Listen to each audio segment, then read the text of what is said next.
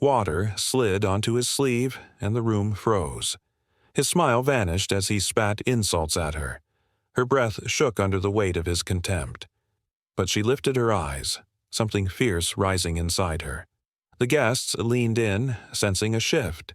And, in that moment, the billionaire had no idea what was coming. The golden terrace glowed under soft chandeliers, each crystal catching the light like tiny stars. Sarah moved between tables with quiet precision. Her black dress blended into the shadows, her steps light, her presence barely a whisper. This was how she survived here. Invisible, unnoticed, safe. Tonight felt different. The air carried a strange tension, like the room was holding its breath. Staff whispered near the kitchen doors. The manager's voice was sharp, his posture stiff. Someone important was coming. Someone who demanded perfection. Someone who didn't tolerate mistakes. Victor Kane arrived like a storm wrapped in silk. Tall, broad, polished. His silver hair slicked back with surgical precision. His suit fit so perfectly it looked carved, not sewn. Two men followed him, then a woman glittering in enough diamonds to blind. They laughed too loudly at his jokes, desperate to keep pace with his ego. Kane barely noticed them. He walked like the world shifted to make space for him. The manager escorted them to the best table under the main chandelier. A table meant to be seen. A table that screamed power. Sarah stayed near the edges doing what she always did. Disappear. Something about Kane made her stomach tighten. His tone. His posture. That sharp, cutting confidence. She knew men like him. Men who mistook cruelty for strength. James, a senior waiter, rushed toward her. His shirt carried a dark stain near the shoulder. "Sarah, please," he whispered urgently. "Cover Kane's table. Just water refills. I need to change." Her breath stilled. "James, Please, 1 minute. Just don't talk to him." Before she could protest, he vanished down the hall. She stood frozen, staring at Kane's table. He was mid-story, hands slicing the air as he bragged about a deal. His voice boomed across the room. His guests leaned in, waiting for approval to laugh. Sarah inhaled slowly, lifted the crystal pitcher, and stepped forward. Each step felt heavier than the last. Her heartbeat pulsed in her ears, but her hands stayed steady. Years of training taught her that much.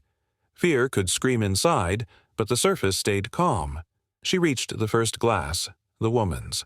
Her pour was flawless, silent, smooth. She shifted the pitcher toward the next glass, Kane's.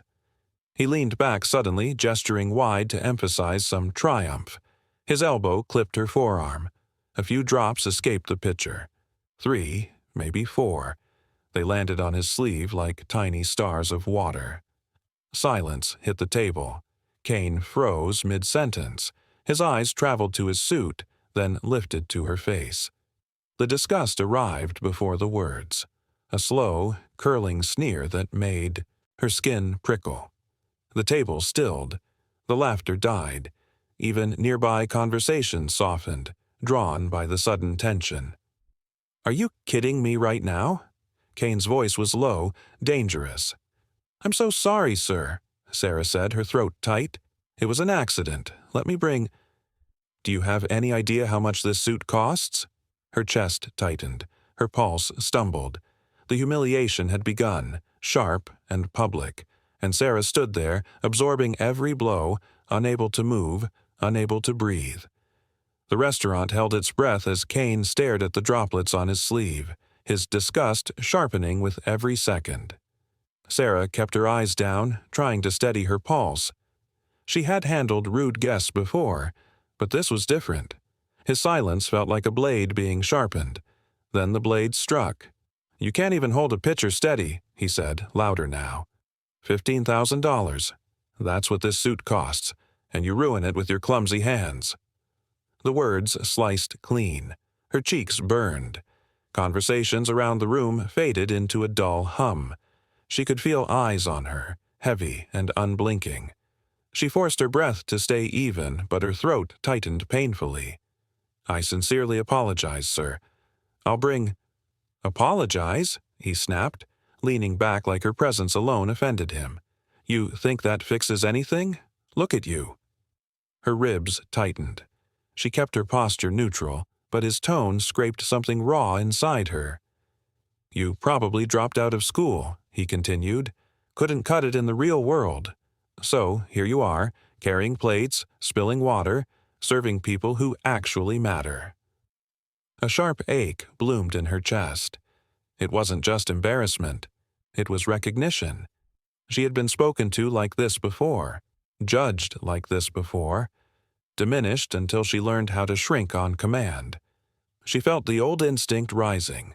Stay quiet, stay small, survive. But something inside her shifted. His voice kept rising, feeding on the attention gathering around them. "You don't understand your place," he said, pointing at her like she was a problem on his desk. "There are people who build empires, people who create value, people who make billions.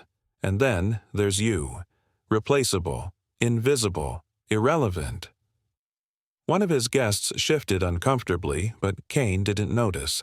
He was enjoying this, savoring every word as if humiliation were a performance he'd perfected. "I could have you fired with one word," he finished, voice dripping with triumph. "You'd be begging for another minimum wage job by tomorrow." Something cracked. Sarah felt it like a jolt through her body. 8 months of silence. 8 months of keeping her head down. 8 months of letting the world speak over her. The humiliation didn't shrink her this time. It ignited something fierce. She lifted her head. For the first time since arriving at the Golden Terrace, she met someone's eyes without fear. Kane blinked, thrown off by the steadiness in her gaze. His confidence faltered for a fraction of a second. She placed the pitcher on the table slowly, deliberately. Her shoulders straightened. Her breath deepened. The room seemed to narrow until it was only her and the man who had mistaken her silence for weakness. "You asked if I dropped out of school," she said, her voice calm and level. Kane frowned, confused. "I didn't," she continued. "I finished university. 2 degrees, actually." A ripple moved through the table. Kane's mouth parted slightly. "One in law," she said, eyes steady, "and one in nursing." A tense silence wrapped around them. Kane's expression tightened, but she didn't stop. "I also speak 5 languages fluently," she added. "English, Mandarin, French, Spanish, and German." Shock flickered across the guests' faces. The woman beside Kane brought her hand to her mouth. One of the men leaned forward, suddenly studying Sarah instead of Kane. Sarah held his gaze, her voice controlled, unwavering. "Which," she said softly, "is about 4 more than you can manage." The table fell silent. Kane's face flushed dark, and for the first time that night, the power shifted.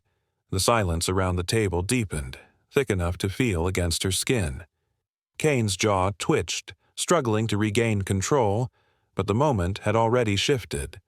Sarah stood still, her breathing steady now. Her voice settled. Something inside her had opened, a space she hadn't stepped into for months, a space where she didn't hide. Kane leaned forward. "Don't get smart with me," he hissed. "You think knowing a few words makes you important?" His voice tried to reclaim authority, but the edges were fraying. His guests sensed it. Their eyes flicked between him and Sarah, watching the balance tilt in real time. Sarah didn't raise her voice. She didn't move.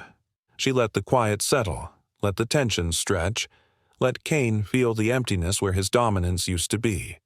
The room felt colder, calmer, sharper.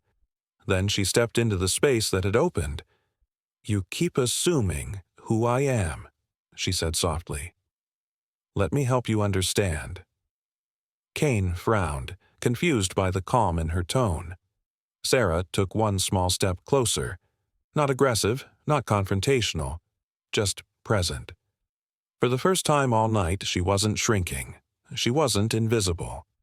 "Before I worked here," she said, I was a lawyer who specialized in corporate fraud. The shift was immediate. A ripple spread across the table. The two male investors straightened. The woman's eyes widened. Even nearby diners leaned in, pretending not to listen while listening to everything. Kane's lips parted.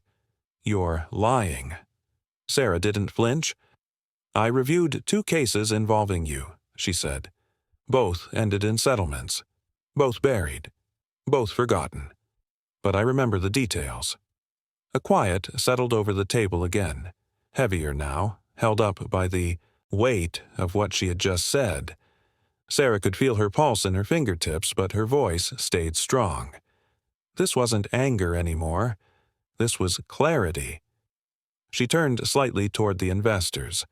Her posture shifted with the ease of someone who once lived in boardrooms. The tone she used now was measured, formal, precise, an echo of the life she had walked away from. "6 months ago," she said, "you settled a case with Robert Chin. He invested $12 million into your development project. You falsified documents. You manufactured projections. And when he threatened to expose you, your legal team pressured his family. His daughter's medical records were used as leverage." One investor leaned closer. "What case number?" 2847B, she answered without hesitation. "Chin versus Kane Enterprises." Kane slammed his palm on the table. "Enough!" But his voice cracked. His control slipped. The investors heard it. The diners heard it. Sarah heard it most of all. She turned back to him, her voice quiet but unshakable. "Power doesn't erase truth," she said. "It only delays the moment it surfaces." Her words hung in the air, settling into the space Kane used to dominate. For 8 months she had lived small. For 8 months she had swallowed her knowledge, her instincts, her strength. But standing here, under this chandelier, in front of this man, it all felt like a memory from someone else's life. She wasn't hiding anymore. One of the investors exhaled slowly, the sound heavy with realization. The woman at the table looked away from Kane, her expression shifting from shock to something colder. Even the quiet murmur of the restaurant changed tempo, as if the room itself understood the significance of this moment.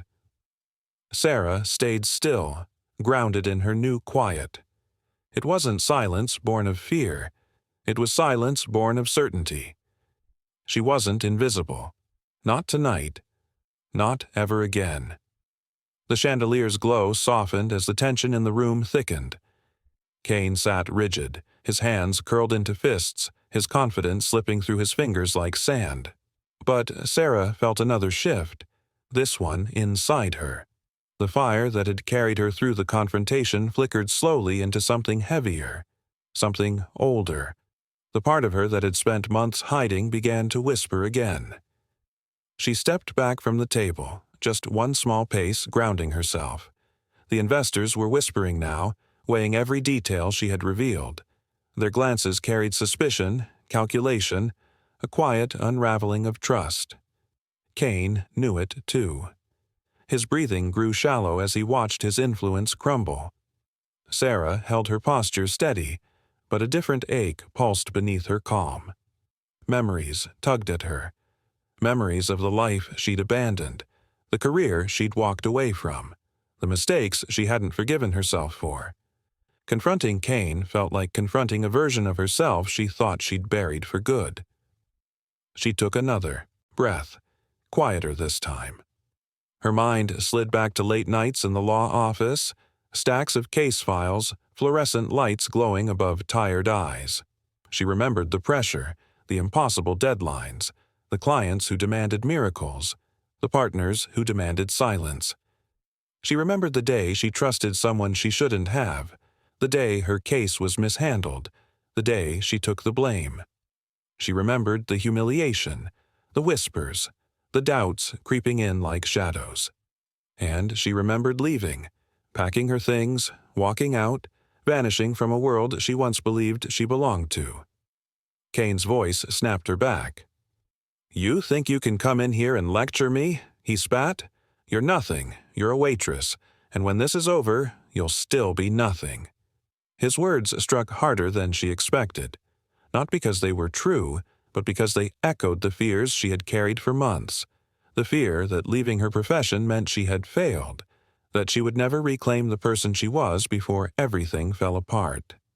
The investors glanced at Kane sharply, unsettled by the desperation bleeding into his tone.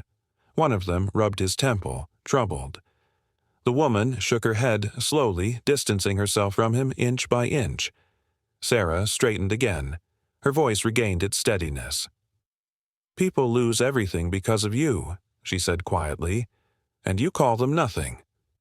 Kane pushed back his chair as if he were ready to stand, ready to argue, ready to crush whatever remained of her courage. But he stopped halfway, caught in the hard stares now surrounding him. The authority he always carried, effortless, automatic, was slipping from his grasp. Sarah stepped away from the table completely. Her hands trembled only slightly, hidden within the folds of her apron. She felt the weight of every choice she had made in the past 8 months, the safety of invisibility, the pain of silence, the fear of being seen again. Her mind replayed her manager's questions, the ones she had avoided for months. Why are you here? What are you hiding from?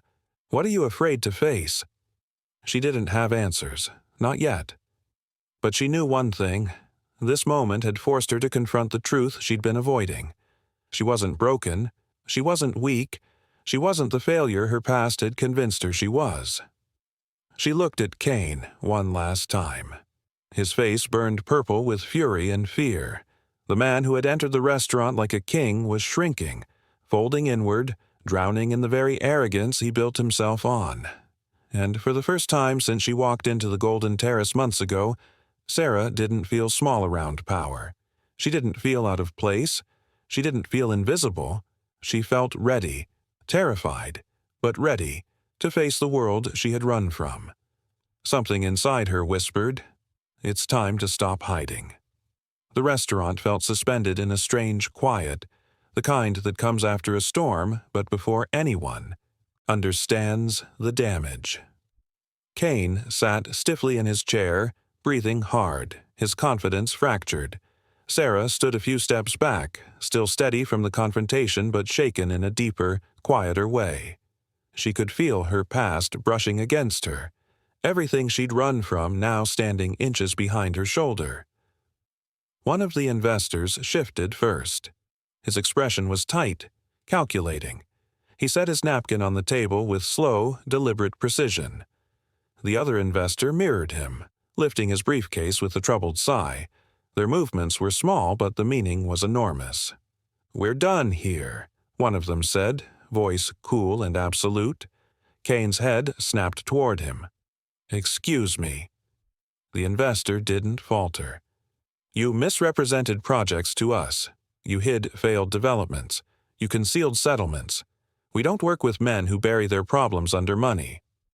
The second investor nodded, his jaw clenched. He didn't speak, but his silence was louder than any accusation. Sarah watched the unraveling with a strange mix of fear and clarity. This wasn't her intention. She hadn't wanted to destroy him. Not entirely. She only wanted to stop being small, to stop letting people like him dim the parts of her she once valued. But the truth had its own momentum. The woman at the table rose last. She looked at Kane for a long, measuring moment before speaking. "I thought I was meeting a visionary," she said quietly. "I see now I misjudged you." Her disappointment felt sharper than any insult. She turned to Sarah with a soft nod of respect, then walked away, her heels echoing across the marble like the punctuation on a sentence no one could rewrite. Kane sat alone now, surrounded by the space where power used to be. His breaths were shallow, uneven. When he finally stood, the anger came rushing back, desperate and unsteady. "You," he hissed at Sarah. "You think this makes you someone? I will end your career before it begins. I'll make sure you never work anywhere again." Sarah didn't move. She didn't blink. "You already tried to make me nothing," she said, "but I'm done hiding. The manager stepped forward then, shoulders squared. "Mr. Kane," he said sharply, "you need to leave." Kane looked stunned. "Do you have any idea—" "I know exactly who you are," the manager interrupted, "and your money isn't worth the damage you cause." Kane shook with fury. He grabbed his jacket and stormed toward the exit. Just before stepping out, he turned, desperate to reclaim one last fragment of authority. "This isn't over." Sarah held his gaze, calm and steady. "Yes," she said softly, "it is." The door slammed behind him. Whispers filled the restaurant again, softer now, laced with awe and disbelief. Some guests watched her with admiration, others with curiosity, but no one looked through her anymore. When the manager approached, she braced herself. She expected reprimands, consequences, the cost of breaking silence so loudly. But instead, he smiled. "For 20 years, he said, "I've never seen anyone stand up like that. You reminded people what courage looks like." The words struck deeper than she expected. For the first time in months, Sarah felt something shift inside her. Not fear, not shame, but possibility. The world she abandoned no longer felt as far away, and she realized she might be strong enough to return to it. The night air felt cooler when Sarah finally stepped outside, as if the world itself had exhaled after holding its breath for too long. The golden terrace glowed behind her, its windows glimmering like distant stars. She stood on the sidewalk, hands still trembling, unsure if the shaking came from fear, relief, or the sudden release of 8 months of silence. Her phone buzzed in her pocket. Then again. Then again. Dozens of notifications spilled across the screen. Messages, alerts, mentions. Someone had recorded part of the confrontation. The clip was already spreading. Her name, her voice, her truth. All of it was out there now. She had stepped forward once, and the world had noticed. James opened the staff door behind her, his voice soft with awe. "Sarah, that was incredible." She offered him a small, honest smile. "I just stopped hiding." But the weight of everything she'd revealed rested against her ribs. Exposing Kane hadn't been planned. It came from something deep, something long buried, a part of her that once believed she could fight for justice, protect people, change lives, a part she thought she'd lost for good. Her phone buzzed again, this time with an unknown number. She almost declined, but something urged her to answer. "Miss Chun," a calm voice said. "This is Diana Park, Criminal Division Securities Commission. I understand you have information regarding Victor Kane." Sarah's breath caught. "Yes," she said softly, "I do. We would like to speak with you. Your testimony could help several victims." Victims? The word tightened her chest. She thought of Chin, Rodriguez, the families Kane had torn apart while the world applauded his empire. "Yes," Sarah said firmly, "I'm willing to help." A strange warmth filled her as she hung up, like a piece of her old self had returned, stepping quietly into place. Moments later, another message arrived. Richard Morrison, German Investment Group. "I was at the restaurant tonight. If you are considering returning to legal work, my company would be honored to meet with you." Sarah stared at the message, stunned. Then another offer appeared, and another, 7 in total. Companies she once dreamed of working for, firms she once thought she wasn't good enough for. The past 8 months flashed through her mind, her resignation, her fear, the long nights thinking she had failed her own potential. But tonight proved something different. Her strength had never left. It had simply been waiting. She walked a few steps down the street, letting the city lights blur into streaks of gold. Her life wasn't fixed. Her wounds weren't gone, but something had shifted, something important. Her phone rang again. The manager's name appeared on the screen.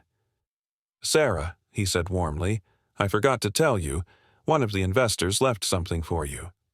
"What is it?" she asked. "A tip," he said. $20,000. Sarah stopped walking. Tears filled her eyes before she could stop them. Not tears of fear, but of release. Of knowing that speaking up had not destroyed her, but rebuilt her. The city hummed around her, alive and wide with possibility. She felt it settle into her bones. She wasn't invisible anymore. She wasn't hiding anymore.